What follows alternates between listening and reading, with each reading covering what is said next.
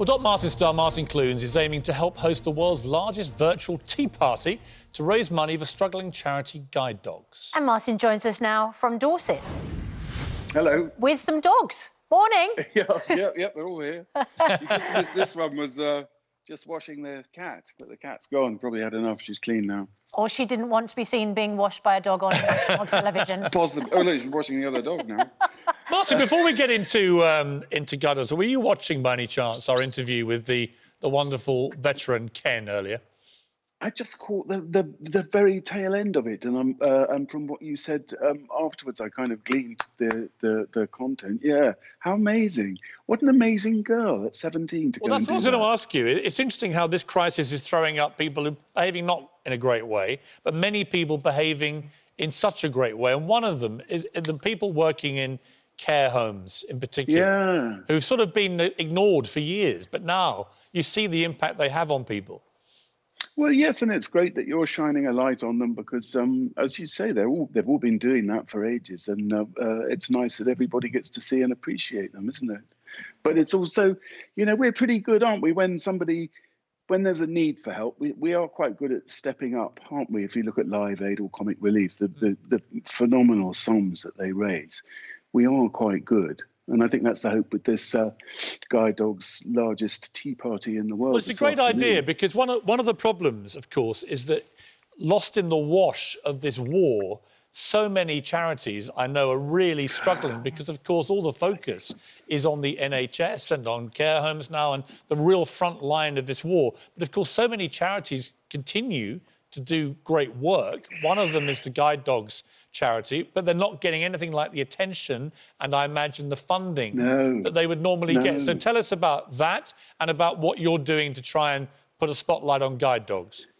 Well, you know, I mean, I think, you know, people with diminished sight suffer a certain amount of isolation in their lives anyway. And guide dogs, nobody needs to be told what a wonderful operation they are. But I guess like so many charities, they're denied a lot of their normal fundraising activities. So they've come up with this idea, which they asked me to come on and talk about it. And quite simply, it is you have a picture of yourself and your friends and your dogs and your cats or whatever having a cup of tea between 3 and 4 this afternoon.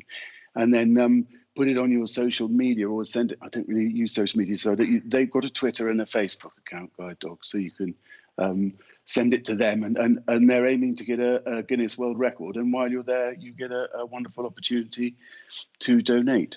And actually, Heidi here, our sweet little dog, she's losing her eyesight, but she got Bob, come here, Bobby, come here. She's got her own little guide dog in her idiot son, Bob Jackson here, who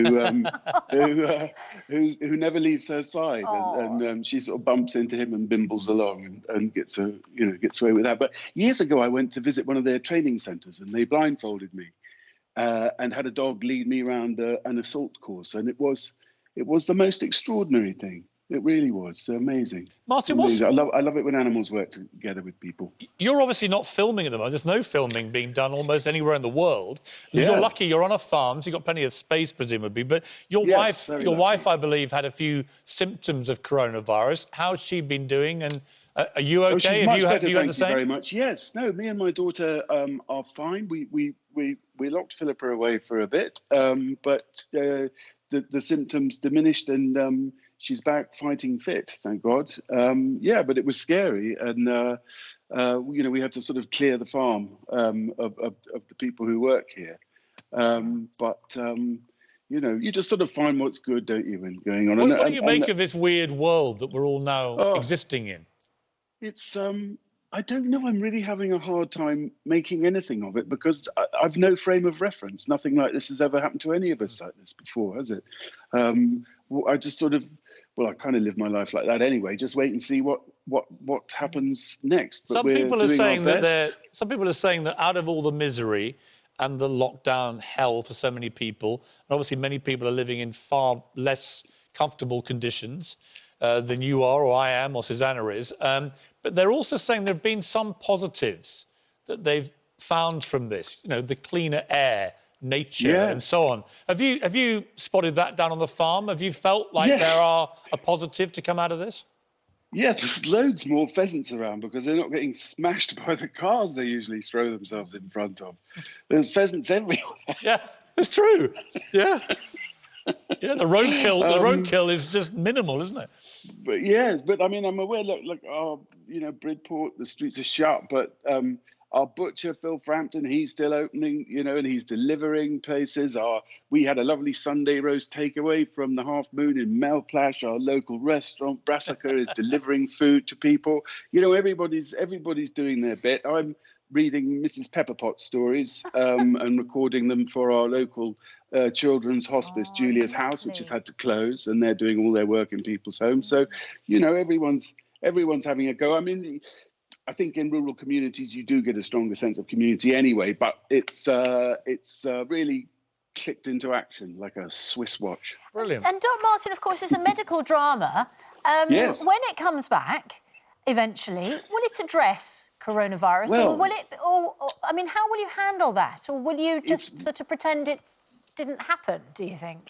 I don't know what, like Ambridge. Like the Archers, yeah. And Shanghai. I don't know. We'll just have to wait and see. I mean, if there is a television industry, we're supposed to be shooting it next summer. I guess things will have changed by then, but I don't know. It would be a hard one to avoid. But will you shut up? Who was that directed at? There's three of them wrestling. I'll shake the jar. They'll all come here. Do you want something from the jar? Yes, Jim. Come here. I don't know. It would be weird to avoid it, but it wouldn't. I don't know how we'd fold that into, delightful Port Wen seaside life. No. Or whether the whole cast will have to wear face masks. I don't know. Or whether we need an escape. Or maybe we just want to move on from it all whenever we can. Maybe. Martin, one question I have to ask you is, because some viewers are asking, are you wearing your pyjamas? Yeah. Did you forget you were on national television, or is this a statement of intent? Well, I've got no access to the makeup I so desperately need, or a tie, or anything. I might as well. This is how you find me. Well, I think many people are finding it rather fetching, so certainly no complaints from viewers this morning. Great to talk to you, Martin. All the best with the Guide Dogs charity. Yes, it's the charity's Guinness World Record attempt for the biggest virtual tea party. Love that. Today That's on it, between 3 and 4 national today. TV. Great. That's it. Absolutely right. Thank you to you. Cheers. To your dogs and to your pyjamas. Thank you. I won't stand up.